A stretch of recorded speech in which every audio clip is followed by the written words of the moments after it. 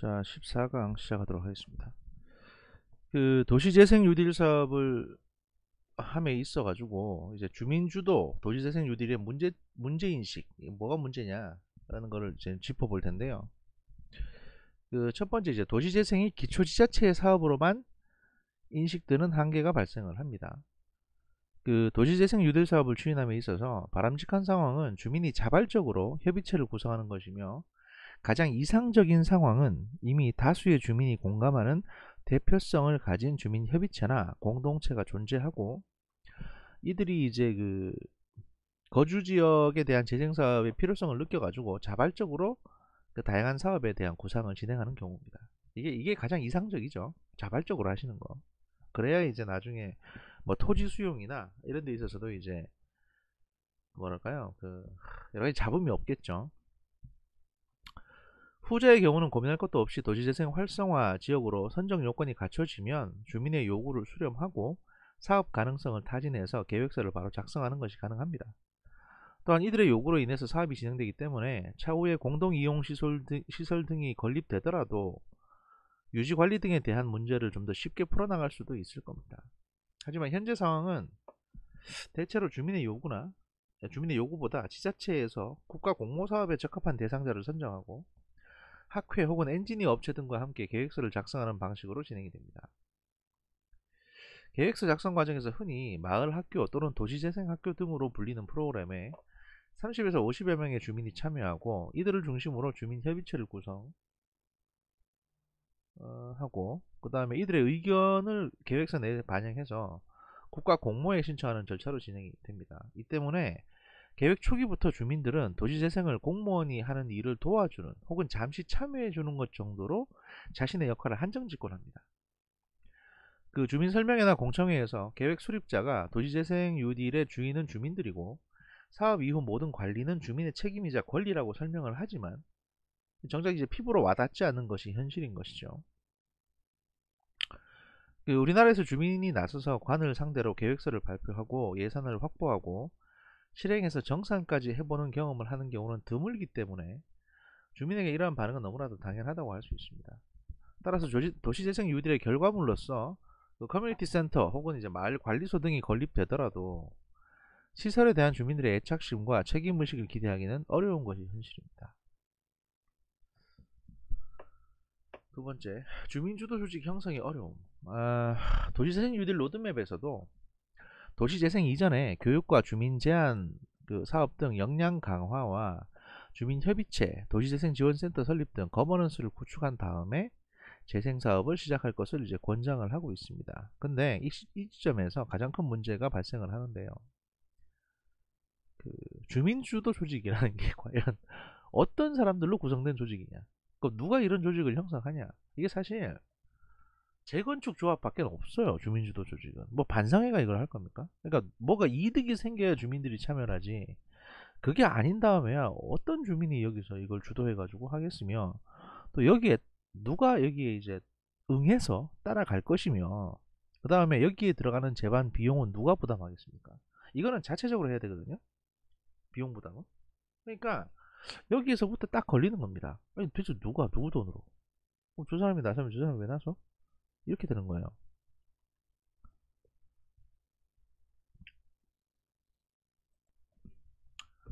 그래서 이제 이런 재개발 재건축하고는 다르죠. 사실은 주민주도 조직을 만든다는 건, 재개발 재건축은 이제 그 뭐 여러 가지 익숙하기도 하고 하지만, 기본적으로 재개발 재건축은 이게 이익을 동반합니다. 그러니까 할 수 있어요. 참여할 수 있죠. 내가 돈을 번다는데. 근데 이 도시재생 지원 사업은 돈만 들어가지 사실 이득에 대한 게 좀 그래요. 분명하지가 않습니다. 뭘로 이득을 얻겠다는 거예요? 그냥 우리 집 근처 주변 환경, 그러니까 내 집을 고치는 게 아니라 내가 사는 동네를 고치겠다는 건데, 이게 과연 내한테 뭔 이득으로 돌아오냐? 그거 저기 우리 동네 고쳐주는 거는, 이건 엄밀히 말하면 구청장이 해야 되는 거 아니냐? 시장이나 구청장이 해야 되는 거 아니야? 뭐 이런 식으로 당연히 반응이 나오겠죠. 왜 거기 내 돈을 갖다가 어, 저 작으면 몇십만 원, 크면 몇백만 원을 내 돈을 거기 왜 써야 됩니까? 당연히 이렇게 나올 겁니다. 재개발 재건축 등과 달리 재생에 대한 이해도를 높이는 과정을 거치고 거주 환경 개선을 위한 주민의 의견을 수렴한다는 관점에서 보면 주민 참여도를 높인다는 건 긍정적으로 평가받을 수 있는 부분인 건 맞습니다. 하지만 여전히 주민협의체의 구성원의 수가 작아가지고 다수 주민의 동의를 얻은 것은 아니어서 종종 이로 인해서 사업 선정 후에 예산 집행 과정에서 오히려 주민 간 분쟁이 생기는 경우도 발생을 하고 있는 겁니다. 스스로 필요에 의해서 강력하고 끈끈한 유대로 형성된 조직도 아니고 또 대부분 주민자치위원, 새마을 분여회, 청년회, 자율방범대원 등 소위 관변단체 소속 임원이 주민협의체로 도시재생사업에 참여하는 경우가 많기 때문에 이거 그냥 정부에서 하란다고 저기 그 정부에서 돈 받으시는 분들 사실은 뭐 이렇게 분여회도 약간씩 받거든요. 그런 분들이 오셔가지고 지금 이거 하시는 거 아니에요? 이렇게 나올 수 있죠. 이게 도시재생 로드맵, 이게 정부에서 만든 로드맵을 보면요, 뭐라고 적혀 있냐면 사업 발굴, 추진 등의 과정에 주민이 직접 참여할 수 있도록 소규모 재생사업 등을 통해서 주민협의체 등 주민주도 조직의 활성화를 유도한다고 되어 있습니다. 그러니까 저, 저 이것도 진짜 웃긴 얘기인데 정부도 알고 있는 거예요. 대규모 사업을 하게 되면 주민이 참여 안 할 것 같으니까 미리 이제 소규모 아주 작은 걸 통해 가지고 주민들을 좀 모아가지고 연락처라도 받고 뭔가 좀 이렇게 단체를 만들어 놓으세요. 그 다음에 저희가 LH 끼고 대규모로 한번 해보려니까 뭐 이렇게 얘기하는 이렇게 생각하고 있는 거예요. 지금 정부도 사람을 꼬시라고 돼 있잖아요. 이렇게 유딜사업 평가 선정 시에 주민협의체 구성이나 도시재생지원센터 설립 등을 반영해서 선 거버넌스 구축, 후 재생사업 시행책을 구축하겠다. 결국에는 이게 뭐냐면, 야, 우리가 니네 동네 저기 개선 사업 해주려고 예산 좀 주려고 그러는데, 주민협의체 먼저 만들어 놓은 거 보고, 만들어 놓은데 우선적으로 평가해서 선정해 주겠다. 이런 식으로 갑질을 하겠다는 얘기인데, 이게 되겠어요? 이래가지고?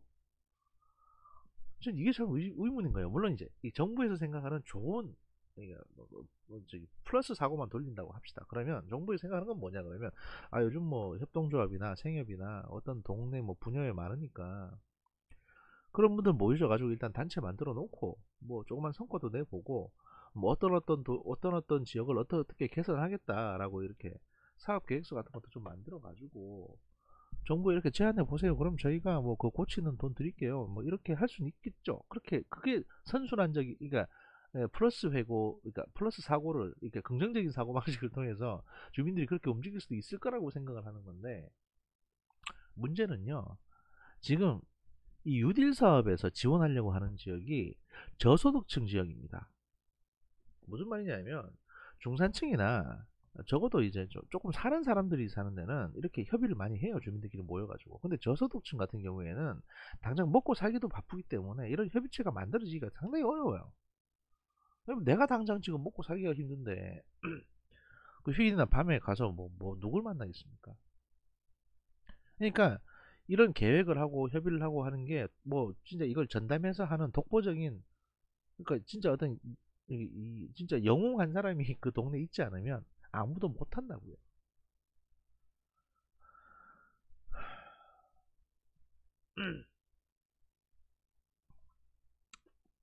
그래서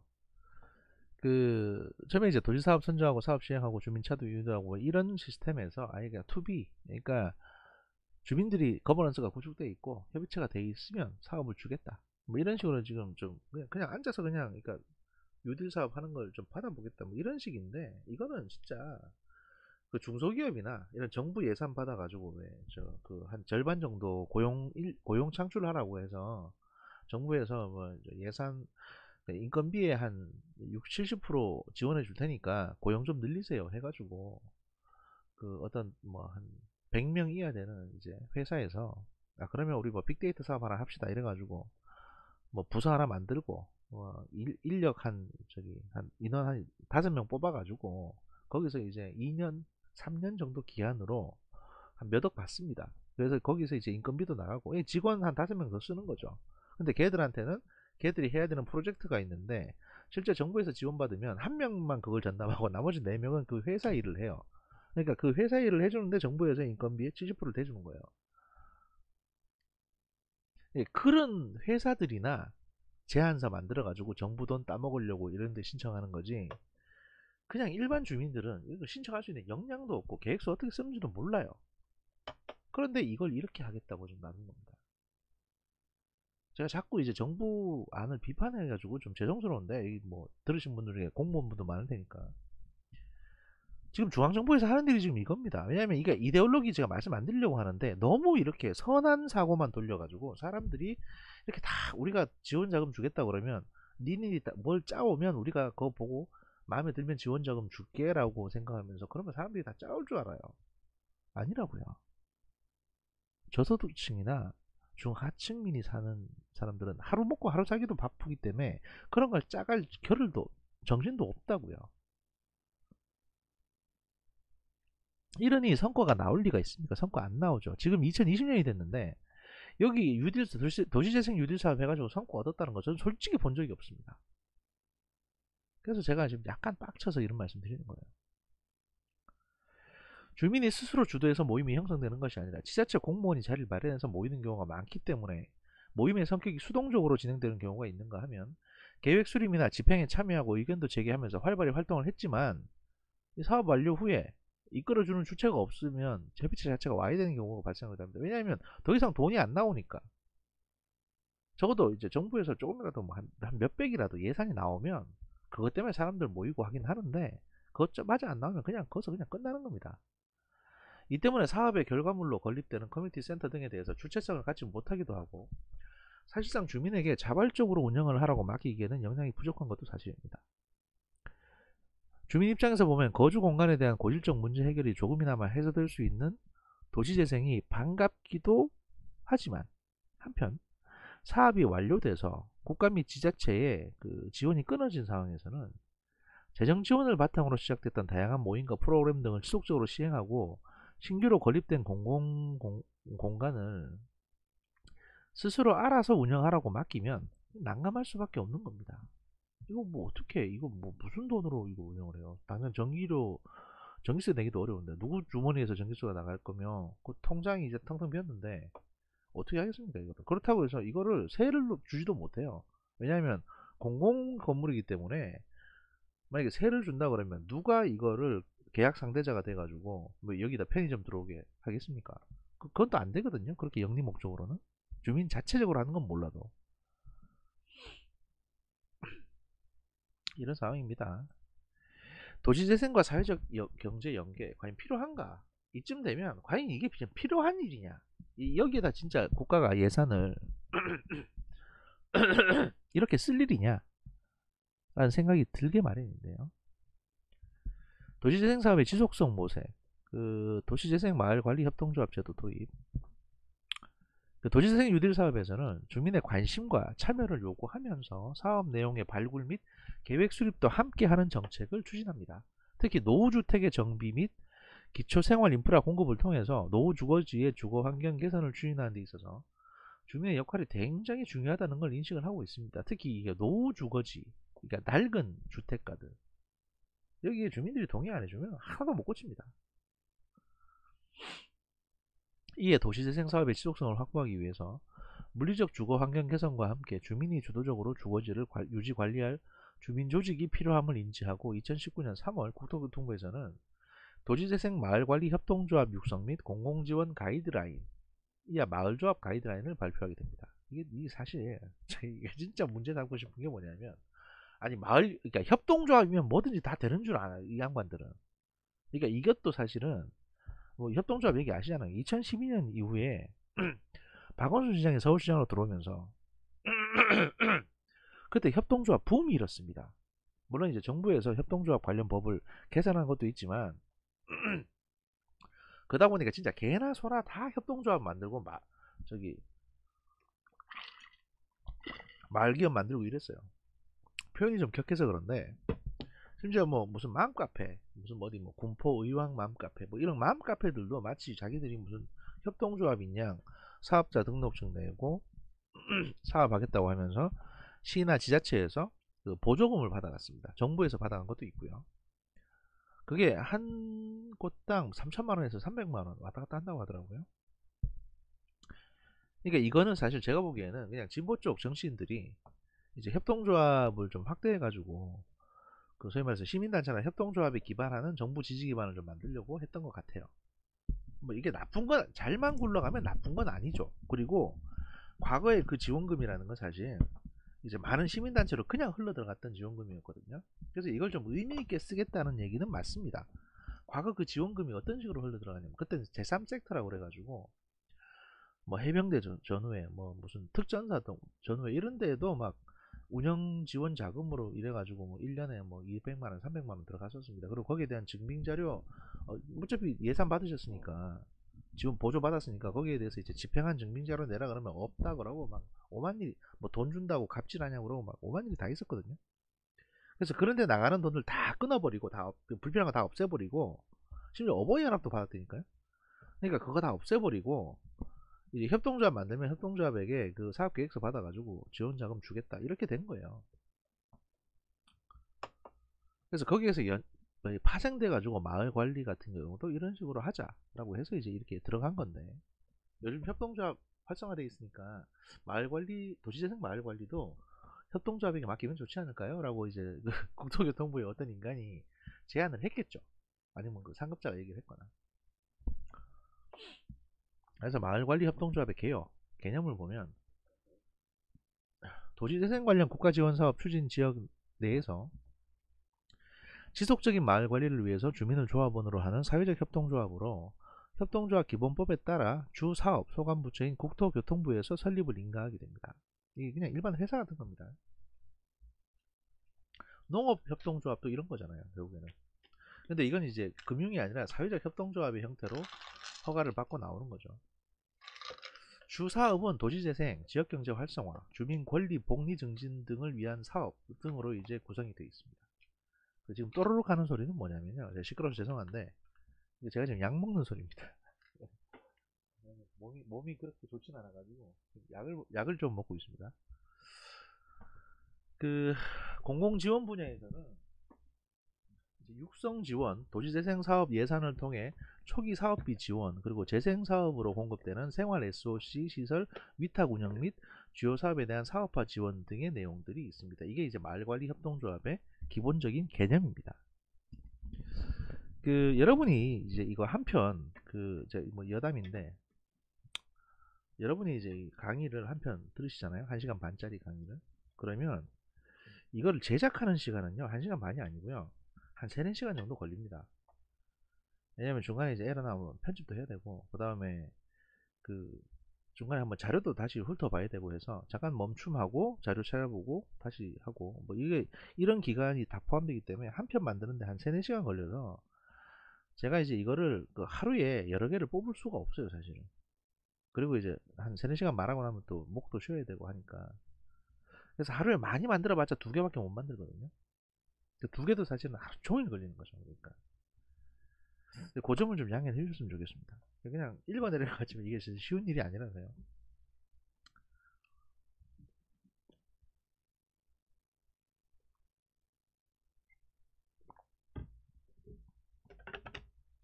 그리고 공공지원 분야 말씀드렸고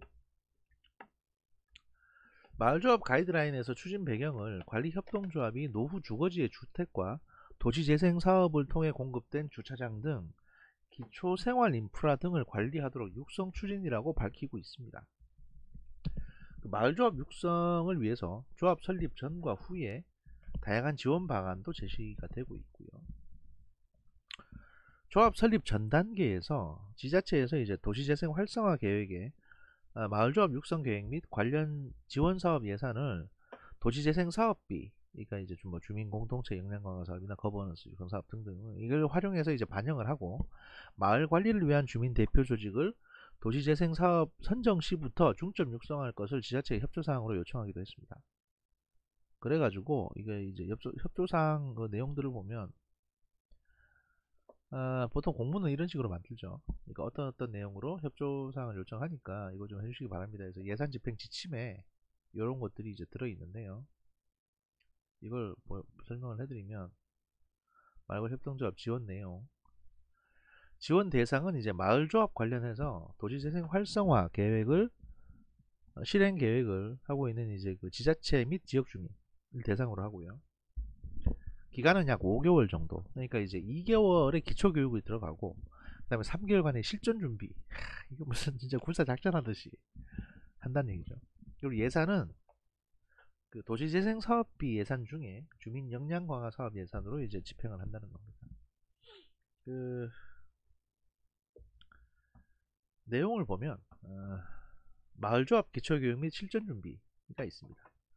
그래서 이제 기초교육으로는 마을조합의 이해, 그러니까 일단 저희가 배우는 것처럼 이렇게 이 도시재생은 어떤 거며 마을조합이라는 건 어떤 거고 회사 운영을 어떻게 하셔야 되고 영수증처리 어떻게 하셔야 되고 뭐 세법에 뭐 이거 쓰면 안 되고 그 다음에 이 지원받은 예산으로 술 드시면 안 되고 어디 밥집에 가서 이제 뭐 다 모여가지고 그냥 식사하시고 끝내면 안 되고 뭐 여러 가지. 그러면 카드 영수증, 그러니까 현금 영수증 안 되니까 카드 사용하셔야 되고 그 뭐 계좌 별도로 만드셔야 되고 별도 계좌로 관리하셔야 되고 뭐 이런 거 다 있습니다.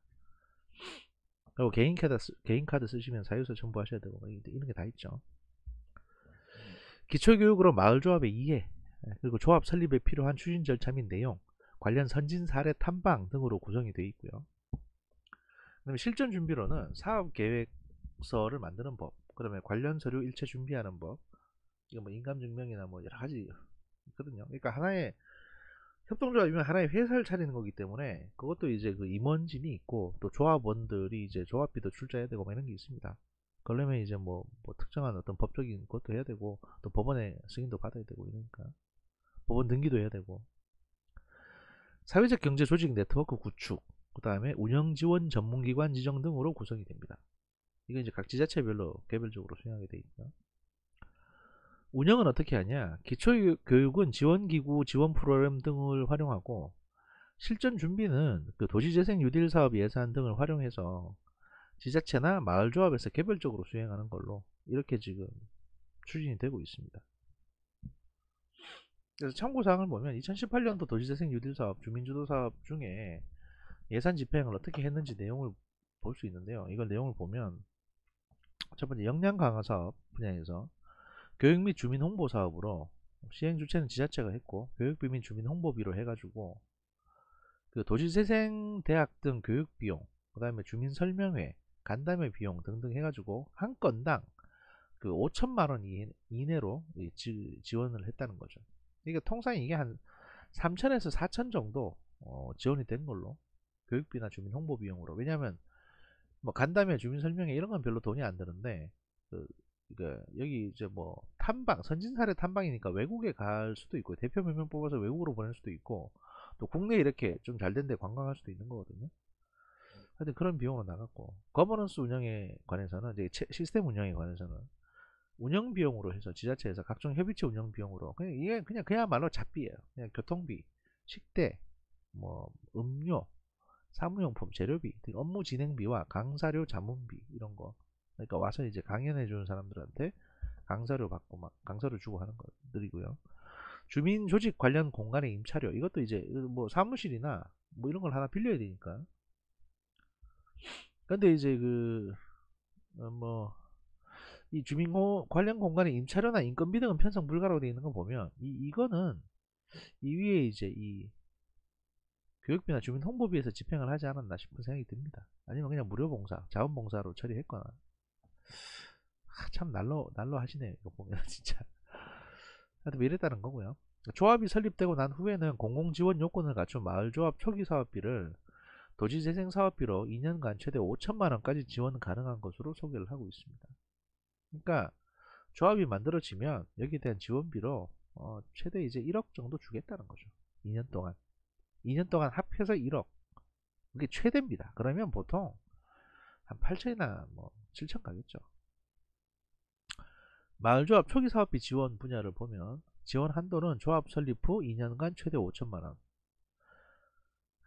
자금 정도는 사업계획 수립, 홍보, 사무실 운영, 조합 사무국 인건비 이런 걸로 이제 한 1억 정도. 그러니까 이 평균 인건비 한 5천 정도 해가지고 1년에 5천 정도 해가지고 아니지 2년간 최대 5천이니까 그러네요. 2년간 최대 5천이니까 1억이 아니고 2년간 최대 5천이니까 1년에 2,500이네요. 1년에 2,500. 그러면 사무국 여직원 월급 한 달에 한 100, 한 2, 30만원 나가는 거하고 그 다음에 사무실 임대료 이거 한 달에 한 30만원, 40만원 나가는 거하고, 이거 빼고 나면 얼마 안 남습니다.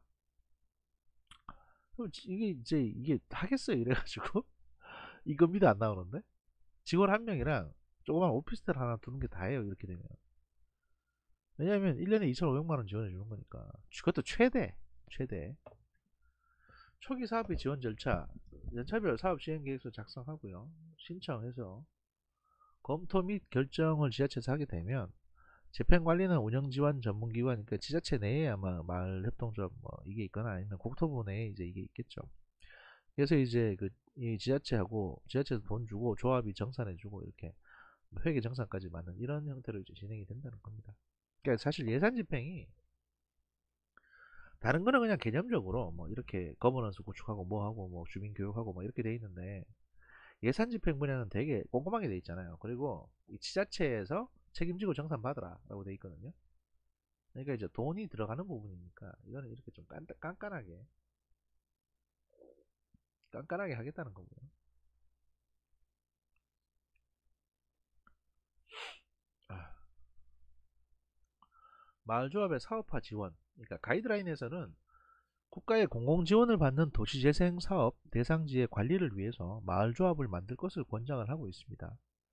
마을조합의 유지를 위해서는 지자체에서 지방계약법에서 정하고 있는 수의계약을 활용해서 공영주차장 등 기초생활인프라 운영관리를 조합에 위탁해서 마을조합의 사업화를 적극 지원할 것을 권장합니다. 그러니까 시의 부지에 공영주차장이라고 이렇게 선을 그은 다음에 여기에서 나오는 뭐 주차 관리 비용 이런 것들은 또 마을조합이 가져가시라. 그러면 마을조합에서 이제 주차 관리원들을 채용해가지고 그 사람들 월급 주고 수익 걷고 하겠죠. 뭐 그런 것들을 이제 할 수 있도록 하는데, 사실은 기존의 공영주차장을 활용할 수 있는 건 아니고 새로운 공영주차장을 만들어야 되는데, 짜투리 땅이라든지 이런데 아니면 그냥 멀쩡한 데 선거어가지고 이게 과연 쉽게 운영이 될까 의문인 거죠. 뭐 그럴 만한 땅이 있으면 벌써 공영주차장 만들었겠죠, 사실 시에서. 또한 마을의 지속 가능한 운영과 거주 환경 개선에 대한 지역 주민들의 참여를 위해서 마을관리 공공서비스 업무를 마을조합에 위탁할 것을 제안하고 있다고 되어 있는데, 이 마을관리 공공서비스라는 거 있잖아요. 이거 뭐 낡은 집 지붕 고쳐주고 뭐 여러 가지를 대행해 준다는 건데, 이게 사실 실체가 불분명합니다. 아직까지. 도대체 뭐가 여기에 포함되는 거며, 이렇게 해서 이렇게 수익이 어떻게 나는지에 대한 어떤 그 체계가 아직은 되게 미흡해요. 또 누가 이걸 운영을 해서 수익을 낼 건지, 만약에 손해가 나면 그걸 누가 물어줄 건지, 이런 것도 사실은 좀 미흡합니다. 이런 사업이 만약에 그 사업을 해서 돈을 벌 수 있는 분야가 있다면 민간이 벌써 진출했을 거예요, 그 동네에.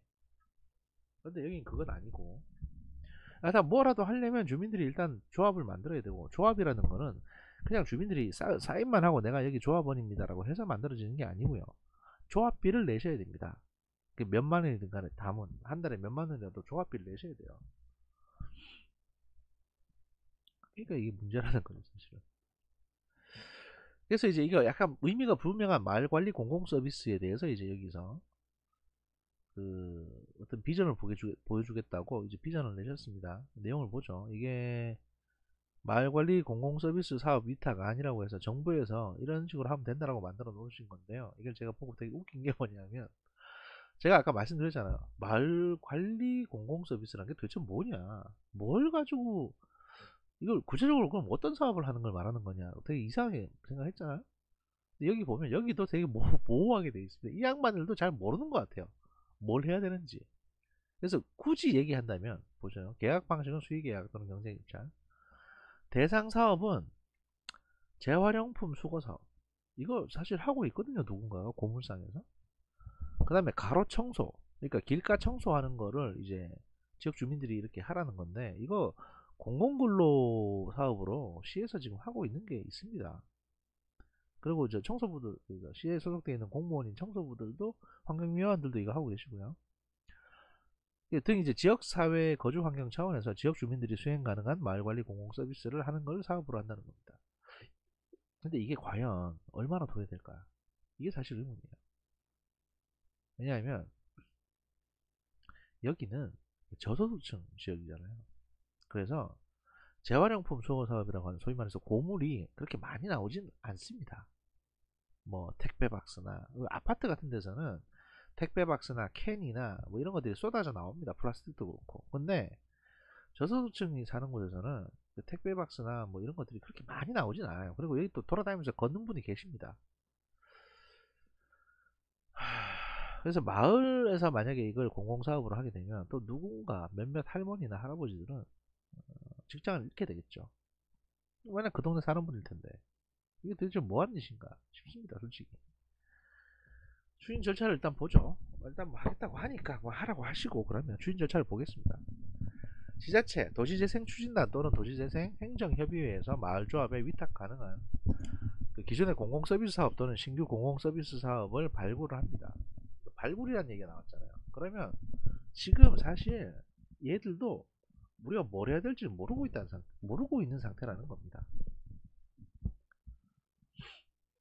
사업계획 작성 및 협의, 그 다음에 수의계약 또는 경제입찰, 수행 이렇게 돼 있고요. 밑에 보면 이렇게 도식화되어 있는데 사실은 마을관리 공공서비스가 과연 재활용품 수거사업이나 가로 청소 이거밖에 없는가? 저도 사실 궁금해요. 뭘 더 해야 되는지. 근데 이것도 지금 하는 사람들이 있는데 불구하고.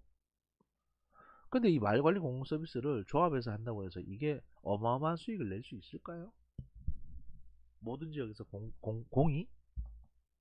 그게 의문입니다. 그 아까 말씀드렸던 그 아까 지난 시간에 말씀드렸던 이제 이런 마을관리 협동조합 뭐 이런 게 마을 유딜 도시재생 유딜을 하게 되면 가장 먼저 이제 SH에서 그 공공임대 아파트 대규모 단지를 넣는다고 했잖아요. 그러면 이제 쉽게 생각하실 수 있는 게 그러면 재활용품 수거니까 공공임대 아파트 가가지고 거기서 수거하면 되는 거 아니냐, 거기다 나오는 재활용품 이렇게 생각하실 수 있는데 그걸 안 됩니다.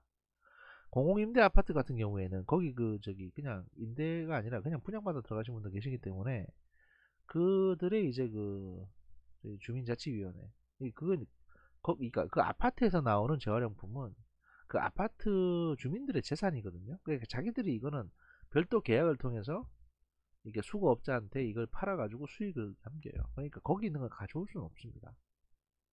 결국에는 본인들 집에서 나오는 걸 모아가지고 그걸로 뭔가 수익을 내야 한다는 얘기인데 그게 참 그렇죠.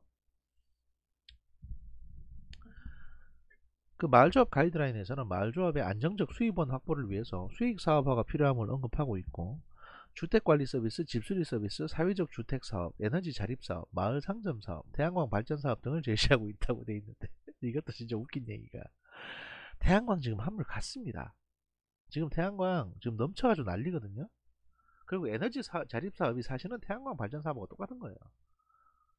그러니까 이게 진짜 웃기는 게 워낙 자기들도 뭘 해야 될지 모르니까 그냥 막 집어넣고 있잖아요. 집수리 서비스하고 주택관리 서비스가 뭐가 다릅니까? 똑같지 사실은. 그리고 태양광 발전사하고 에너지 자립사업이 뭐가 다릅니까? 똑같지. 그러면 사회적 주택 사업은 이게 그 뭐냐 청년 임대 주택 같은 거 만드는 건데 기존의 건물을 개량해가지고 뭐 그건 사업성이 있다 칩시다. 근데 그건 그 건물주한테만 사업성이 해당되는 거고. 그럼 하나 남는 게 마을 상점이에요. 이 마을 상점이 잘 되는 곳을 제가 아는 곳이 있습니다. 저기 아야진 해수욕장이라고 동해에 아야진 해수욕장을 가시면 거기 GS25가 하나 있는데 그게 개인이 만든 게 아니고 그 마을 사람들이 다 출자해가지고 편의점을 하나 만들었습니다. 거기서 여름에 해수욕 시즌이 되면 물건이 되게 많이 팔립니다. 근데 그건 여름 한철 장사하는 거거든요. 그나마 해수욕장이 붙어 있는 관광지라서 그래요. 근데 그게 아니고서는 일반 저소득층이 사는 지역이나 중산층이 사는 지역이라고 하더라도 마을 상점이라고 하나 만들었다 칩시다. 그러면 여기 많이 가겠습니까? 사람들이 이마트나 GS25를 더 많이 가겠습니까? 그럼 여기서 수익이 나면 얼마나 나겠어요? 솔직히 말씀드려서.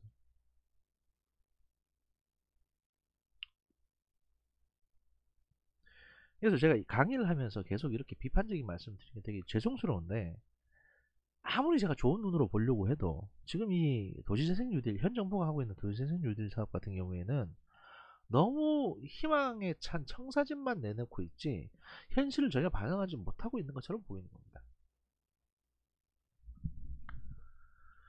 마을조합 사업화 지원 방안 예시 내용을 보면요. 뭐 이렇게 태양광 발전까지 들어서 지원하겠다는 건데 보십시오.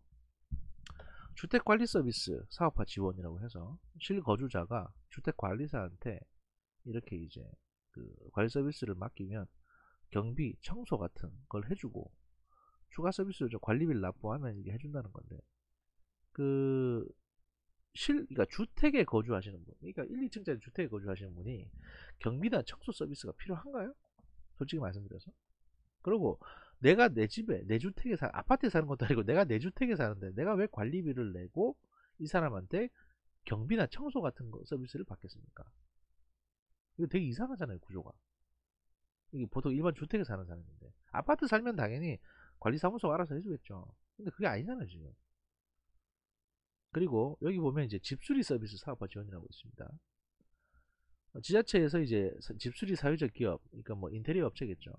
그래서 맡기면 말벌협동조합이 사무국에 하고 사무국이 이제 이 집수리 대상을 조사해서 집을 고쳐준다. 그리고 이 집은 자부담금으로 사회적 기업에 준다는 건데 이거하고 이거하고 뭐가 다른 거죠? 솔직히 관리해 주는 거나 수리해 주는 거나 제가 보기엔 똑같아 보이거든요.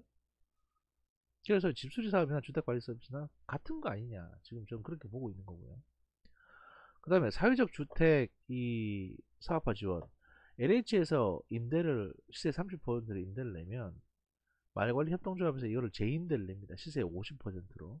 그래서 이제 임차인을 들여가지고 그러니까 LH에 30% 주고 말관리 협동조합은 20%만 먹고 임대사업을 하라는 건데 그럼 사회적 주택은 누구 주택을 누구 집을 한다는 거죠 이게? 결국에는 이게 LH에서 만들어 놓은 어떤 그 공공임대 아파트가 있을 때 이 중에 일부분을 떼가지고 말관리 협동조합에서 위탁 관리할 수 있도록 해준다는 거잖아요, 임대를.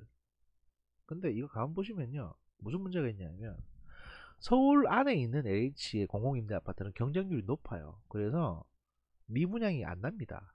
근데 수원이나 솔직히 경기도 지역만 하더라도요 LH에서 공공임대 아파트 만들어 놓으면 이게 거기 미분양 되는 거 되게 많습니다. 왜냐하면 사이즈가 너무 작거든요. 1인 가구가 살기에는 사이즈가 너무 작기 때문에 서울 쪽에 직장인 사람들은 다 서울 쪽에서 구하지 그 경기도까지 오질 않아요. 왜냐하면 그냥 서울 쪽에서 원룸 구해도 되니까 경기도까지 오면 교통비가 더 들잖아요. 그러니까 LH에서 만든 공공임대 아파트 6평이나 뭐 10몇 평짜리에 1인 가구나 뭐 2인 가구가 잘 안 옵니다. 서울에 직장이 있으면. 그러면 결국에는 이 미분양 나는 걸 갖다가 마을관리협동조합에 떠넘기겠다는 얘기밖에 안 되잖아요. 그러면 마을관리협동조합 파산합니다, 잘못하면. 왜냐면 물건은 받아서 임대료는 지금 내고 있는데 마을관리협동조합에서 LH로 이게 지금 나가질 않아요. 이렇게 되면 이게 어떻게 되는 겁니까? 그러고 이게 제때 임차인이 안 들어오고 만약에 한 3, 4개월 공실이 생겨버리면 이거 임대료는 계속 내야 되거든요. 그 다음에 여기 이제 그 마을 상점 사업화 지원 봅시다. 이 어떤 주민이 마을관리협동조합에 가입을 해가지고 공중이용시설을 무상임대 받아가지고 이 시설 이용합니다. 운영 및 관리를 하고 그 다음에 지자체 예산 공간조성사업을 통해서 이 사업 만들어줘요 이거를. 근데 이건 상점이 아니라 공중이용시설이니까 뭐 화장실이나 샤워장이나 그게 만약에 이제 그 어딘가에 있는 시설이면 그 다음에 만약에 상점이라고 한다면 무상임대긴 한데 이게 이제 다른 데서 하는 그 마트나 이런 것처럼 경쟁력이 있을까? 솔직히 말씀드려서 거기도 마트는 많이 깎아주거든요. 포인트 사업도 하고. 근데 그게 아니지 않습니까? 그리고 에너지 자립 사업과 태양광 발전 사업을 봅시다. 에너지 자립 사업. 산업부에서 국비 지원을 받아서 보조해주고 마을관리협동조합에서 비용 지원을 해서 거주용 주택에 태양광을 설치하는 게 태양광 에너지 자립 사업입니다. 그래서 전기료를 절감받는다. 우리 그 현 문재인 정부 들어와서 가장 밀었던 거죠. 이게 바로 거주용 주택에 태양광 설치해가지고 뭐 근데 산업부하고 이제 마을관리협동조합 비용 지원 해주겠다 해라 이건데 에너지공단 지원으로. 근데 밑에 태양광 발전 사업 지원 이거하고 이거하고 뭐가 다릅니까? 똑같잖아요. 똑같은 태양광이잖아요, 솔직히. 마을관리협동 금융기관에 융자받아서 공공시설물 경로당 관공서 여기에 태양광 발전시설 설치하고 그러니까 마을관리협동조합에서 지분 출자하는 겁니다.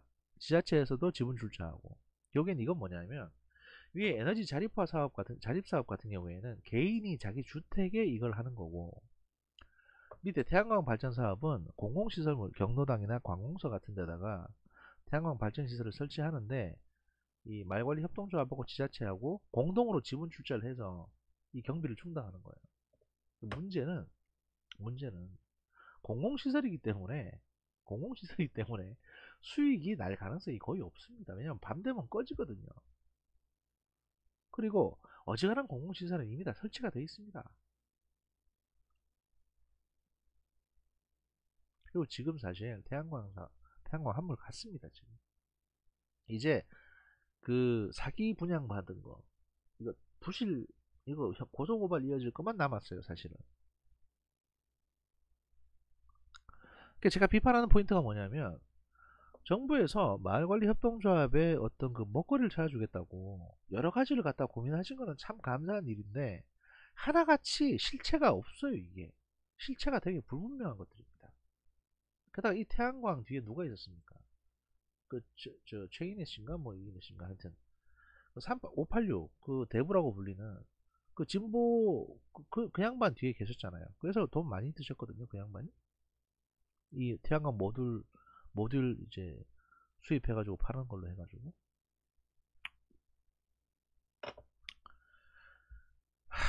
비판하시면 끝이 없습니다 진짜. 근데 뭐 이게 뭐 잘해보자고 하는 거라는 건 저도 압니다. 그럼 정부에서 그냥 손 놓고 있겠냐? 야, 그럼 우리가 손 놓고 있어야 되냐? 뭐라도 해야 될 거 아니냐? 그리고 이렇게 예산 투자하고 사업 계획 만들어가지고 긍정적으로 성공하는 게 한 케이스라도 나오면 그게 의미 있는 거 아니겠냐? 뭐 이렇게 생각하실 수도 있는데, 솔직히 국가 예산을 쓰는 공무원분들이 저만큼도 고민을 안 한다면, 그 한 달에 몇백 받으시는 분들이, 한 달에 지금 강의해가지고 네, 제가 얼마 버는지는 말씀 안 드리겠습니다. 너무 처참해서 말씀드리기도 어려운데 100도 안 돼요. 네. 제가 강의 지금 2개인가 하고 있는데 합해서 100이 안 됩니다. 그런데 그분들은 이제 몇백만 원 연봉 몇천 받으시잖아요. 거의 억대 연봉까지 간 분들 많은데, 그런 분들이 저만큼도 고민 안 하고 저런 식으로 계획서 쓴다는 것에 대해서 저는 솔직히 납세자의 한 사람으로서 굉장히 분노를 느낍니다. 도대체 왜 저러시는 거냐고요. 뭐 여러분들한테 화내는 거 아니니까 계속 하겠습니다.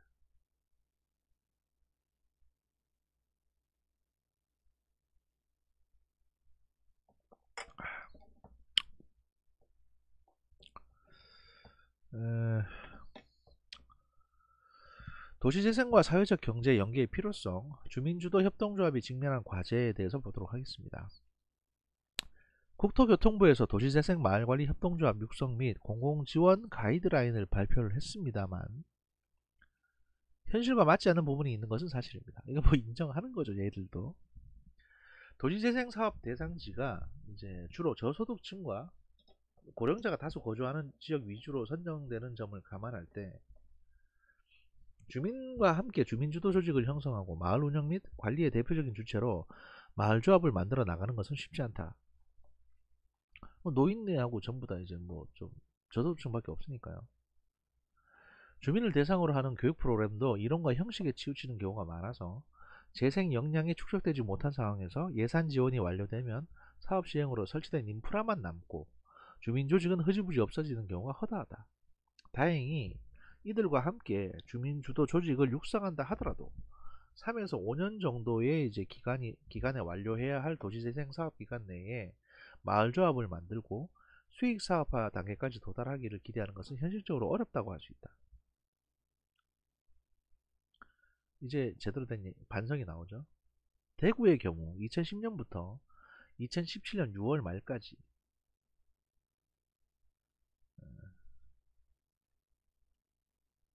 6월 말까지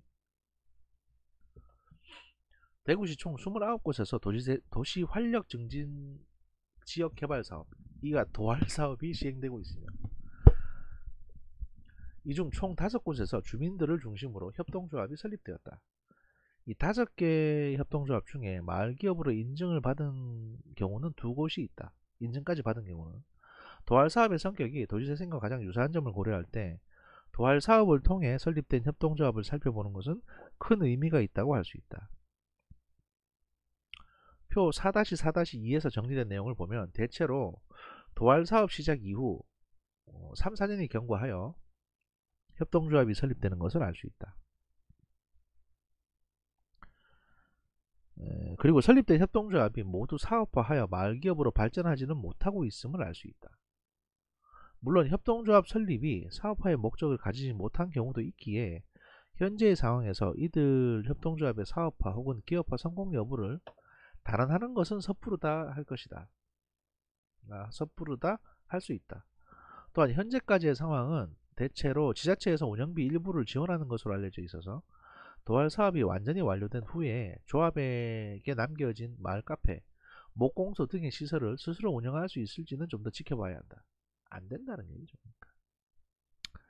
그 대구에서 했던 도할 사업, 도시 활력 증진 지역 개발 사업으로 형성된 협동조합들에 대한 어떤 그 현황을 보겠습니다. 안심 창조밸리 사업이라고 해서 2014년부터 19년까지 진행이 됐는데 대구시 동구 금강동에 이제 위치했고요. 협동조합명은 반야월 연꽃마을 협동조합이라고 되어 있습니다. 설립 연도는 2018년 11월이고요. 사업 내용 금강역 레일 카페, 그러니까 카페 하나, 그 다음에 로컬 푸드 장터 등을 운영했습니다. 로컬 푸드라는 게 대구 이 지역의 로컬 푸드가 뭔지 모르겠는데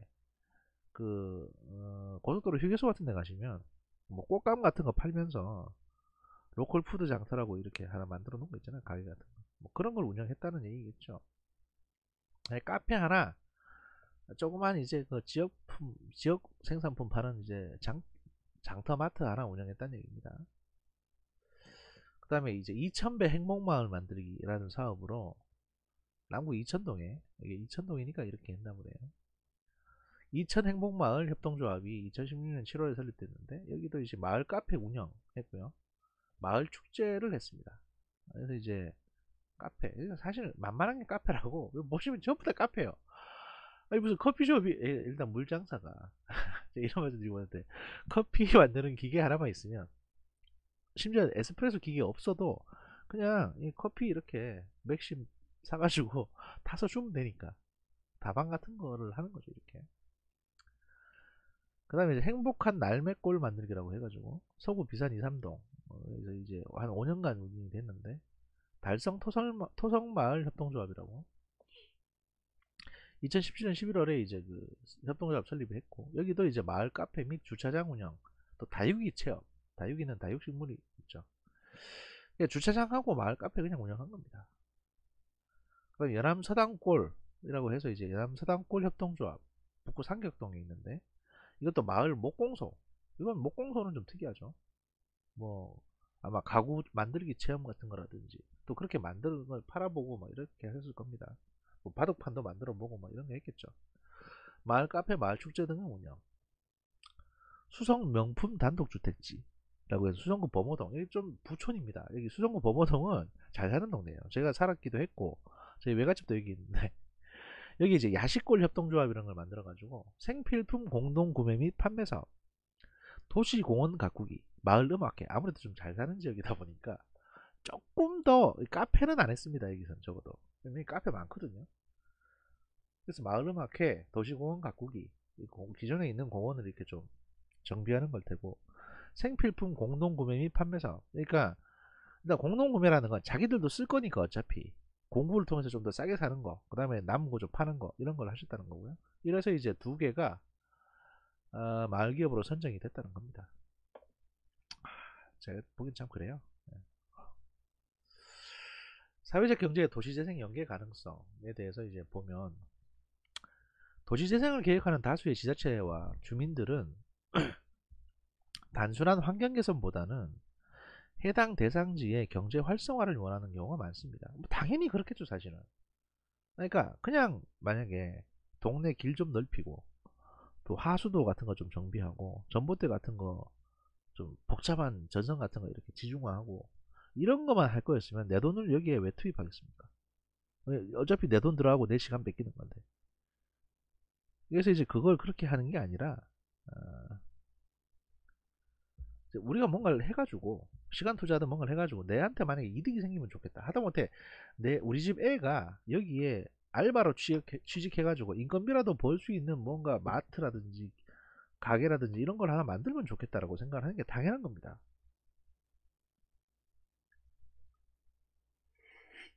그래서 이제 사업에 뛰어드는데 이 때문에 도시재생 활성화 및 지원에 관한 특별법 내 제9조 및 제11조에서는 그 도시재생지원센터에서 마을기업의 발굴, 창업 및 운영 등을 지원할 것을 언급하고 있으며 제26조에서는 마을기업이 도시재생의 사업 시행자로 지정될 수 있음을, 제27조에서는 마을기업의 지역활성화 사업 사전기획비 및 운영비에 대한 비용의 전부 또는 일부에 대한 보조 및 융자에 관한 내용을 수록하고 있습니다.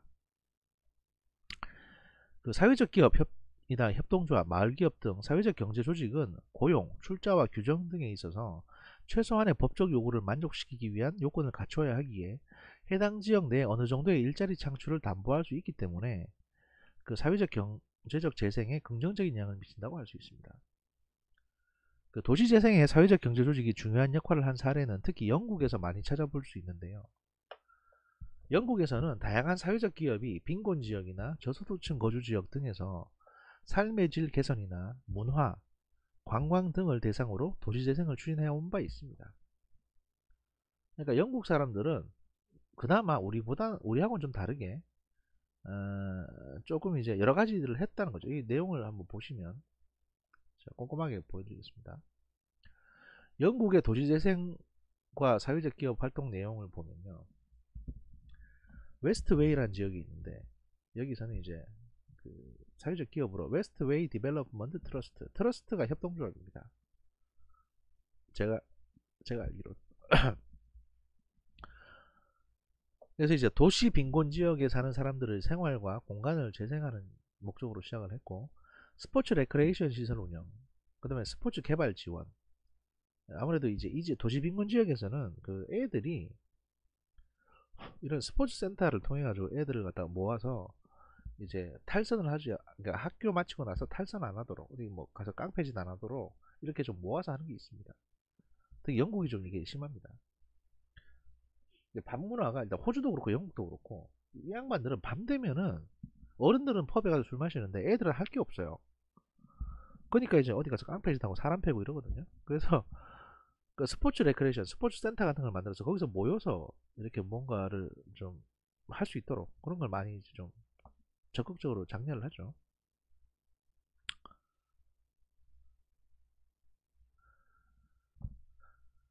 그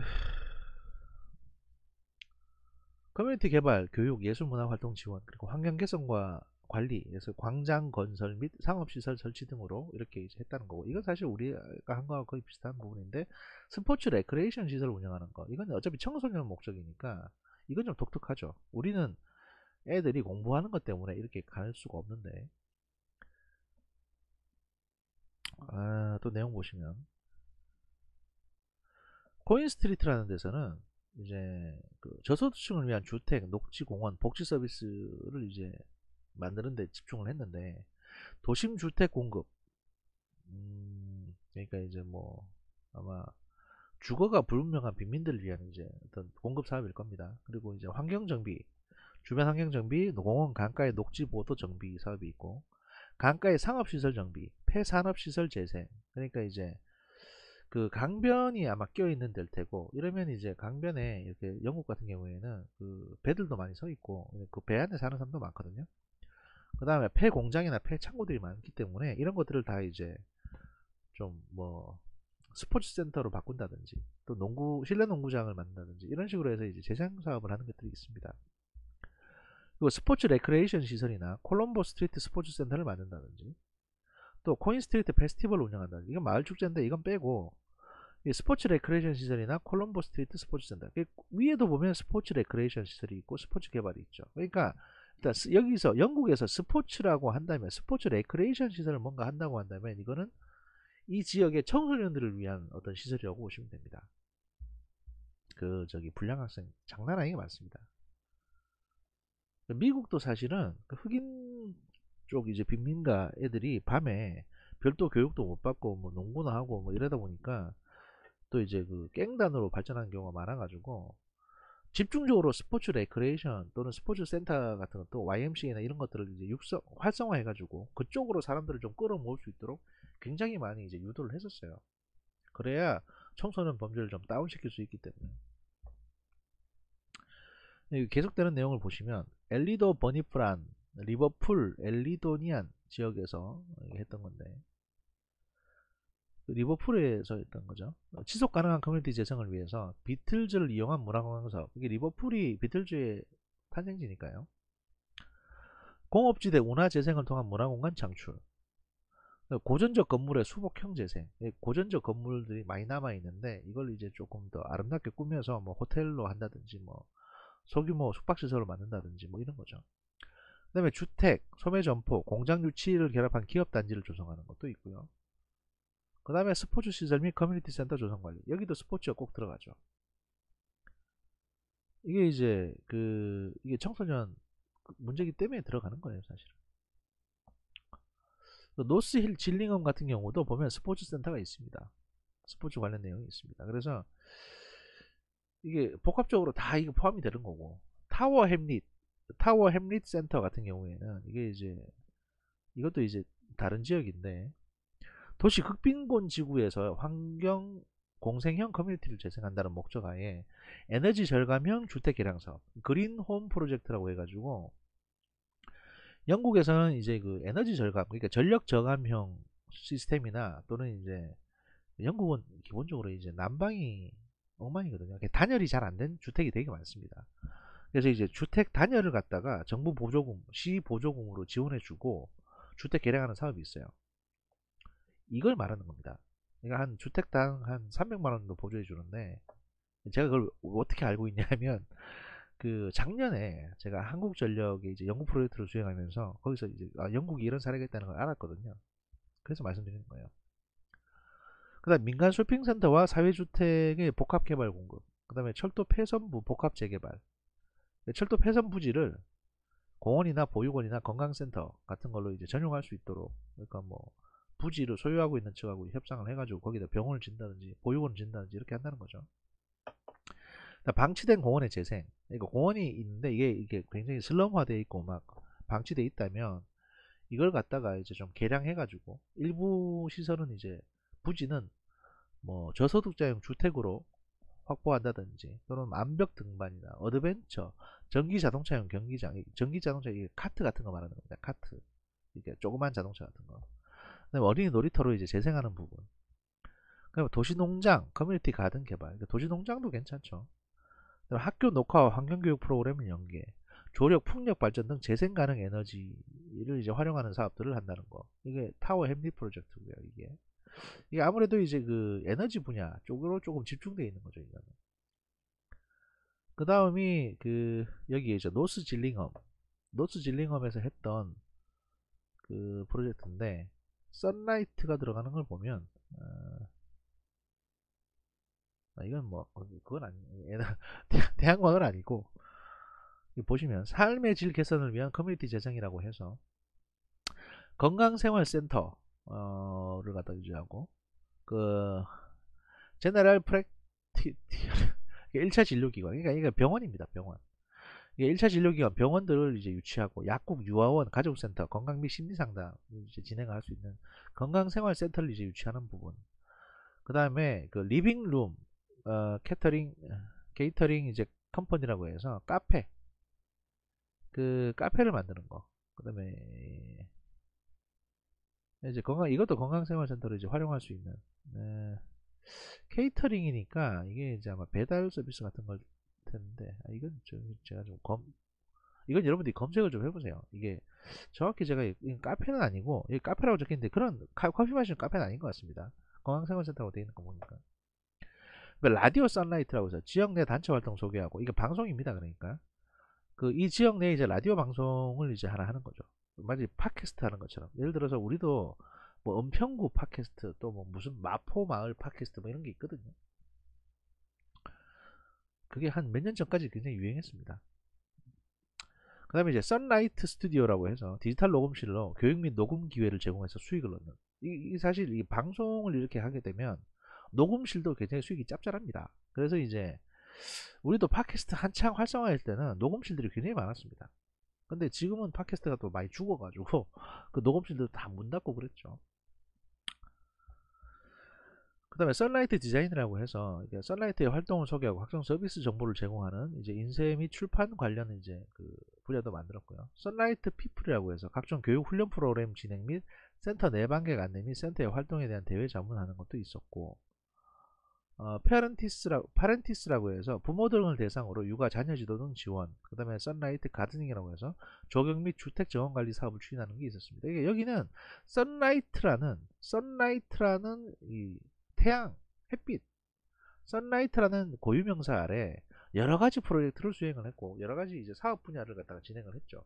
꽤나 성공적으로 했을 것 같습니다. 근데 이게 이만큼 많은 것들을 하려면 아마 이 지역에는 민간 기업이 들어와서 병원, 약국, 유아원 이런 게 나오니까 아마 이게 1차적으로 이 기업들이 투자를 좀 하고 들어왔을 가능성이 큽니다. 왜냐면 이게 전부 다 기반 시설이 있어야 할 수 있는 거거든요. 심지어 라디오 방송까지 했으니까 이 기반 시설이 있거나 아니면 별도의 이제 그 하나의 큰 업체가 기업체가 이 지역에 우리가 투자하겠다 해서 이제 들어왔거나 이렇게 이게 이럴 가능성이 크다는 거죠. 그래서 영국에서는 이렇게 잘 됐는데 나름대로 성과도 난 것 같고 다양한 걸 한 것 같은데 우리는 과연 이게 되겠느냐, 지금도 회의적인 겁니다. 사실은 영국의 사정과는 달리 김윤희 논문에서도 언급했듯이 이 김윤희 이런 거는 뒤에 참고문헌 보셔도 나오고요. 아니면 이제 그 도시재생 뭐 이런 걸로 키워드로 국회도서관에서 김윤희라고 검색하시면 2018년도에 나온 이제 보고서가 있을 겁니다. 연구 논문이나. 국내에서 활동 중인 사회적 경제 조직들은 지역의 수요를 바탕으로 업종이 형성되기보다는 손쉽게 접근할 수 있는 도소매, 돌봄 등의 영역이 많은 편이다. 이게 주로 저자본으로 하거나, 돌봄은 사실 몸으로 때우는 거거든요. 그러니까 이제 몸으로 때우거나 이런 게 많다는 거죠. 표 4-4-5에서 보듯이 최근 들어 노후주택의 개보수 혹은 공동체주택 또는 사회주택을 건설 등 도시재생 사업에 적극적으로 참여하고 있는 사회적 경제 주체들이 늘어나고 있는 추세이긴 하다. 하지만 대부분이 서울에서 활동 중이며 대체로 활동 기간이 매우 오래된 경우들이 많다는 겁니다. 이 도시재생 사업 참여 사회적 경제 조직 현황을 보시면요, 자립도가 강한 쪽, 약한 쪽 있고 지역 기반이 약한 쪽, 강한 쪽으로 해서 지금 현재 하고 있는 거를 이렇게 분류를 해놨습니다. 이거 보시면 지역 기반도 강하고 자립도도 강한 쪽이 뭐냐, 이거 쭉 보시면 일본 나눔 하우징, 다음에 소행주라고 해서 이제 아마 이게 아마 잘 되고 있는 걸 겁니다. 이게 그 다음에 이제 자립도는 높은데 지역 기반은 약한 걸 보면 나눔 하우징, 희망 하우징, 쉐어하우스 우주, 아키테리어 금빛가람, 이게 대부분 다 보시면 인테리어 업체들이죠. 주택관리나 인테리어 쪽. 그러면 이 지역 기반은 아니라는 겁니다. 그냥 회사가 여기 들어온 거예요. 그러니까 이 지역 주민들이 하는 건 아니고, 왜냐면 인테리어는 전문 사업이거든요. 노원구 빼고는 사실 대부분 이렇다는 얘기죠. 자립도가 중간쯤 되는 것들을 보시면 어반 하이브리드, 웰하우징, 아이부키, 선랩 건축사 사무소, 민달팽이 주택협동조, 이 민달팽이 빼고는 이것도 대부분 다 인테리어 쪽일 겁니다. 반면 이제 자립도는 약한데 중이나 약한데 지역 기반은 강한 것들을 보시면 함께 주택협동조합이나 얼티즌 허브, 그 다음에 동네 목수, 두꺼비 하우징. 그래서 하우징은 보통 이 주택협동조합이나 하우징은 보통은 이제 인테리어라고 보시면 돼요. 그래서 좀 약한데 지역 주민들이 모여서 하는 게 두세 가지 정도다라는 겁니다. 그래서 사실 이게 답니다. 우리나라에서는 지금 그나마 하고 있는 게, 그 중에 거의 50%에서 60%는 인테리어 업체입니다.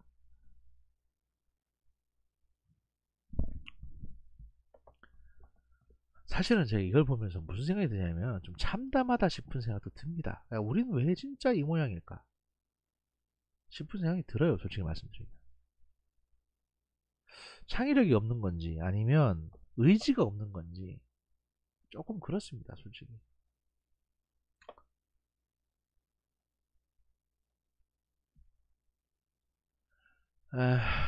계속하죠.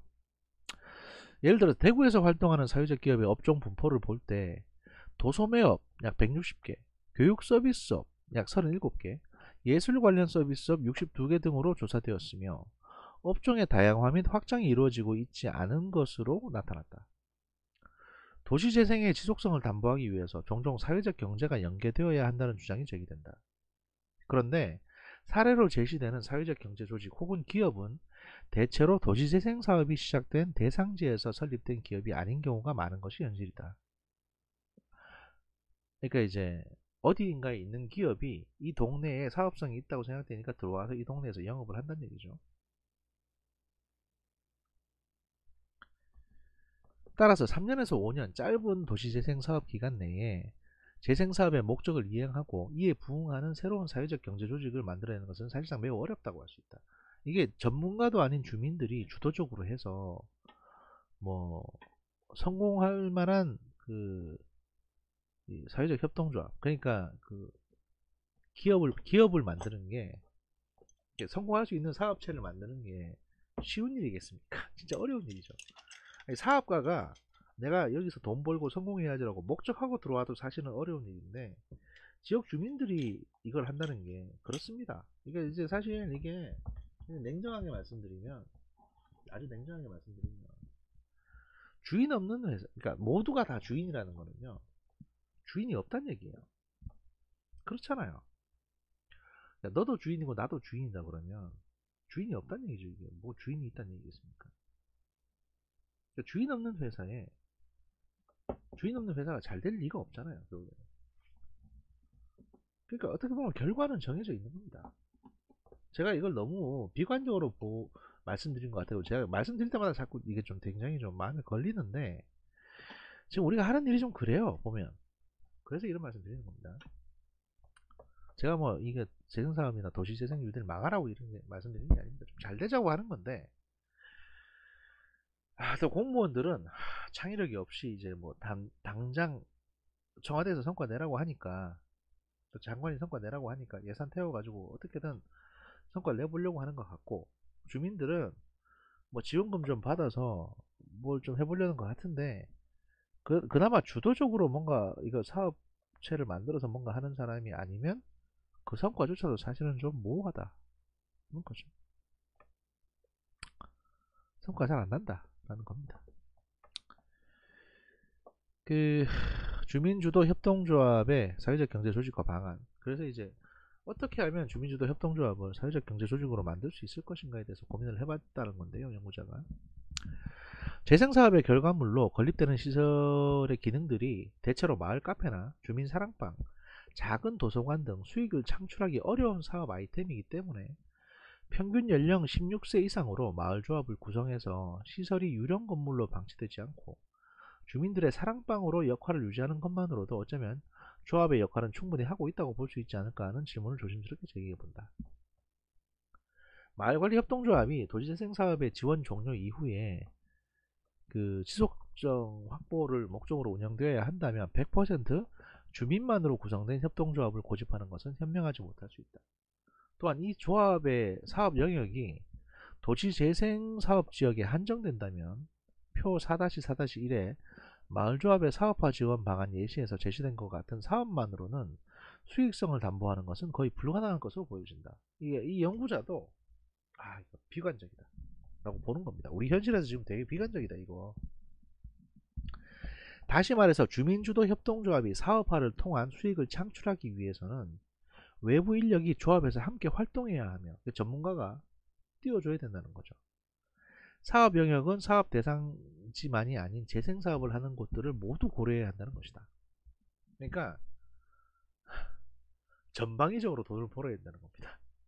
이 대상지뿐만 아니라 여기저기서 이 협동조합이 돈을 벌 수 있어야 되는데 과연 그게 가능하겠냐. 예를 들어 은평구 협동조합이 마포구까지 가서 돈을 벌어야 된다는 거예요. 그래야 수익성을 담보할 수 있는 건데 마포구에는 뭐 사업가 없습니까? 마찬가지지. 배유진, 이지원의 현장지원센터 전환형에서 제안된 것과 같이 주민들만이 아닌 현장지원센터 인력이 협동조합원으로 참여하면서 주민들과 함께 협동조합을 형성하고 사업 완료 후에도 활동한다면 훨씬 안정적으로 마을조합이 유지 운영될 것으로 기대된다. 근데 그러니까 지원센터 인력이 어떻게 참여를 할 수 있겠습니까? 지원센터 인력은 사실은 거의 반쯤 공무원들인데 말이 안 되잖아요, 이게. 그리고 생판 이게 맨 땅에서 이렇게 협동조합 만들어서 사업성까지 키울 수 있는 그 정도 능력이 있는 인력이라면 지가 창업을 하지 왜 남의 일을 도와주고 있겠어요? 안 그래요?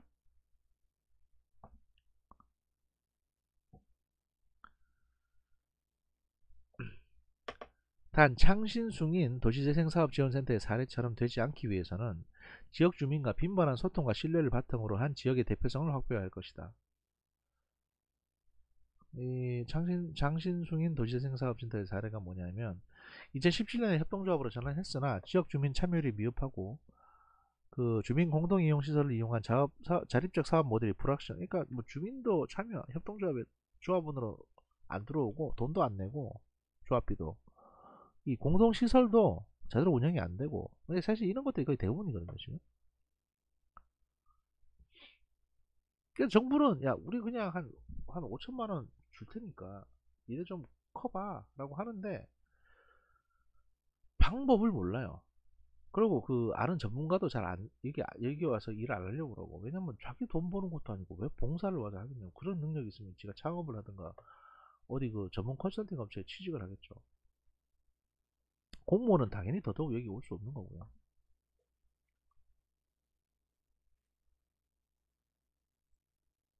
그래서 협동조합 형태의 도시재생회사 유형이라고 해서 이제 만들어 놓은 유형이 몇 개 있습니다. 보면 현장지원센터가 이게 책임지고 지역기업과 단체나 주민들을 연결시켜 가지고 뭔가 하는 거. 그 다음에 이제 지역 종합적 발전을 위해서 생활 개선, 사회적 지역 개발, 사회적 공동체가 주도적으로 하는 거. 그 다음에 도시재생 경제조직이 발전하는 거. 예를 들어서 뭐 시민기업이 지역기업이 되고 마을기업이 소상공인을 끄고 협동조합을 끄고 와서 이렇게 하는 거. 이게 다 그럴듯한데 수익이 안 나면 참여 안 한다니까 이 구성원들이. 지금 이 구성원들이 참여. 메시지에서 정보를 찾을 수 있습니다. 아 깜짝이야. 알겠습니다. 아 깜짝이야. 갑자기 시리가 작동을 했네. 죄송합니다. 아이씨 깜짝 놀랐네. 그나마 이 구성원들이 지금 참여하는 거는 그 정부에서 나오는 예산 조금 나오는 지원금 그거 보고 지금 들어오는 거예요. 근데 그거 끊어지면 그걸로 끝이라니까요. 마을조합 지원 사업화 지원 방안 예시에서 제한된 사업화 유형은 도시재생 사업이 시행되는 하나의 장소에 국한되는 것이 아니라 여러 도시재생 사업이 시행되는 지역들이 직면한 문제를 분류하고 해결 방안을 모색하는 과정에서 사회적 경제 조직으로 발전시켜 나가야 할 것으로 보여진다. 예를 들어 태양광 발전 사업이 A 지역에서 가장 중요한 사업 단위인 경우에 이 지역을 성공시키기 위한 협동조합을 만들고 협동조합의 지속성을 위한 수익사업은 A 지역만이 아닌 재생사업을 시행 중인 타 지역으로 영역을 확장해서 수익성을 확보하도록 해야 할 것이다. 그러니까 A 지역에서 뭐 태양광 발전 관련해서 좀 잘 나가는 협동조합이 있으면 이게 다른 곳에 가서도 사업해야 된다는 얘기죠. 노후화가 심한 단독주택의 집수리는 공사 규모가 적고 개별주택당으로 구조, 자재 등이 달라서 기존 시장에서 서비스하지 않는 경우가 많고 단가가 높다. 따라서 집수리 사업의 경우에는 도배, 장판, 전기, 보일러 등 특화 분야의 기술이 있으나 나이가 많거나 일용직 근로자로 소속이 없는 인적 자본을 대상으로 사회적 경제 조직을 결성하고 도시재생 사업 지역과 연계한다면 서로 간에 좋은 공생 모델로 발전할 수 있을 것이다. 근데 이게 웃기는 게 그러니까 나이 많은 분이거나 일용직 근로자인데 소속이 없거나 그러면 기술이 뛰어나겠습니까? 아니면 뭔가 몸이 아프거나 소속이 없는 인적, 그러니까 그냥 일용직 근로자인데 노가다 뛰시는 분들 말하는 거예요. 근데 이분들 중에 도배나 장판이나 전기나 보일러 쪽에 기술이 있으신 분이 계실 거 아니에요. 그런 분들을 갖다 쓰자라는 얘기인데 이런 기술이 있으면 이런 걸 하겠냐고요. 또 이런 기술이 있는데 이런 걸 하고 있으면 뭔가 그렇게 매일매일 집중해서 성과를 낼 수 있는 일을 못하는 체력이라는 얘기입니다. 그러니까 이런 분들이 여기에서 일을 하기 어렵죠. 성과를 내기도 어렵고 좀 하다 마는 경우가 많습니다. 돈도 많이 안 줄 텐데 분명히. 하지만 뭐 굳이 있다면 연계해서 발전할 수 있다는 거죠. 이런 과정을 거친다면 재생사업을 통해 마을조합이 설립되고 설립된 마을조합에서 수익성을 확보해서 사회적 경제적으로 성장하는 것이 가능할 수 있을 것이다. 뭐 그럴 수도 있겠죠. 예. 이런 분들이 계신다면.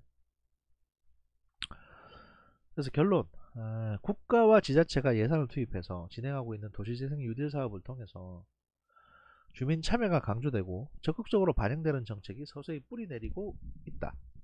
그러나 도시재생 사업이 완료되어 정부의 지원이 끊긴 이후에도 사업의 효과가 지속될 것인지 지속성은 누가 어떻게 책임질 것인가에 대한 답을 찾지 못하고 있는 것이 현실이다.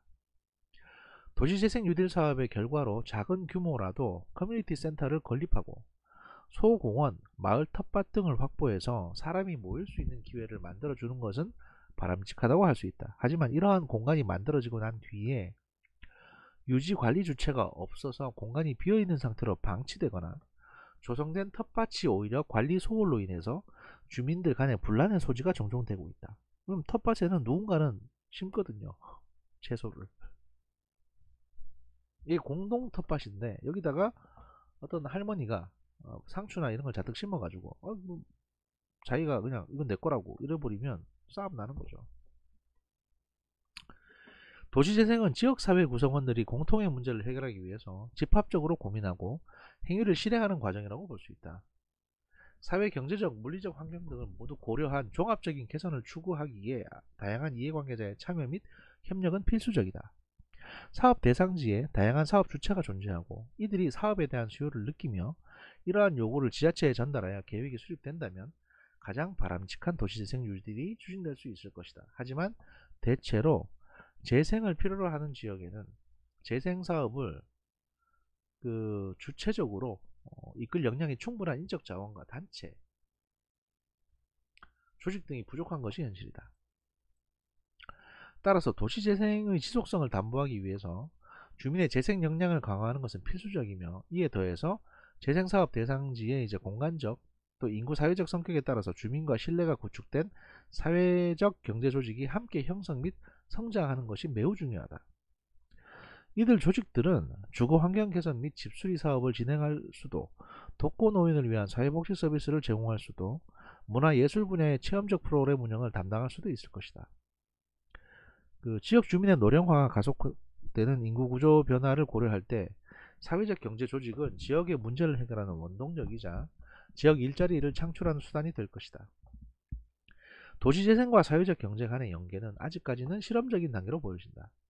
도시재생의 결과로 만들어진 다양한 시설의 운영, 관리의 주체가 주민 주도의 조직이 되면 가장 바람직하겠지만 주민이 책임질 수 없다는 이유로 주민과 신뢰관계를 형성하지 못한 사회적 경제 조직이 건물이나 시설을 점유하여 운영하는 것은 도시재생의 취지와 맞지 않는다고 할 수 있다.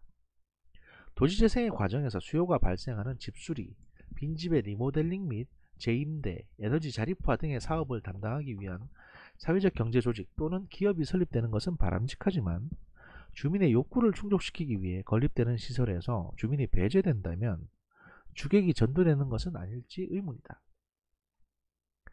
지속 가능한 도시재생은 공공재원의 투입의 결과물을 아끼고 가꾸려는 마음과 책임을 지겠다는 주민의 의지가 우선되어야 할 것이다. 다음으로 주민과 함께 재생사업을 추진해온 현장지원센터의 인적 자원이 주민과 결합해서 마을조합을 만들어 지속적으로 마을을 관리하는 것도 좋은 모델이 될 수 있을 것으로 예측된다. 마지막으로 도시재생 뉴딜 사업이 시작되는 첫 과정부터 지역 내 혹은 타 지역에 활동 중인 사회적 경제조직이 주민과 함께 재생사업에 참여하면서 재생사업의 지속 가능성을 위해 노력한다면 이 또한 좋은 모델일 거라 예상된다. 도시재생의 지속 가능성 담보를 위한 사회적 경제와의 바람직한 연계 방안은 다양한 현장에서 지속적으로 실험되어져야 할 것이다. 또한 사회적 경제 조직이 도시재생과 결합되기 쉬운 방향으로 법제도 개선 및 정책적 협력이 수반되어야 할 것이다. 사회 문제 해결이라는 동일한 목적을 지향하기 때문에 도시재생과 사회적 경제가 함께 지속 가능성을 고민한다면 함께 지역 활성화라는 긍정적 결과를 얻을 수 있을 것으로 기대한다. 라는 게 결론입니다. 이 4장의 결론입니다. 그 14강, 13강하고 14강에 걸쳐서 4장을 저희가 봤습니다. 요건 여기까지 하고요. 다른 주제로 15강에서 뵙도록 하겠습니다. 이게 저희가 16강은 기말고사 시즌이라서 제가 보니까 16강은 저희가 건너뛰는 게 맞고요. 기말고사 시즌인데 저희가 여러분들 리포트 쓰셔야 되니까 15강을 하는데 이제 저희가 이제 9강이 비었었거든요. 그러니까 5강, 6강, 9강, 15강이 비어 있기 때문에 9강이랑 15강을 합쳐가지고 이제 3시간 동안 진행을 하는 걸로 하겠습니다. 그리고 5강, 6강도 저희가 이제 다른 교재 내용을 저희가 뽑아가지고 강의를 목요일까지는 업로드하는 걸로 해서 강의를 다 마치도록 하겠습니다. 긴 시간 고생하셨고요. 조금만 더 틀어주시기 바랍니다. 감사합니다.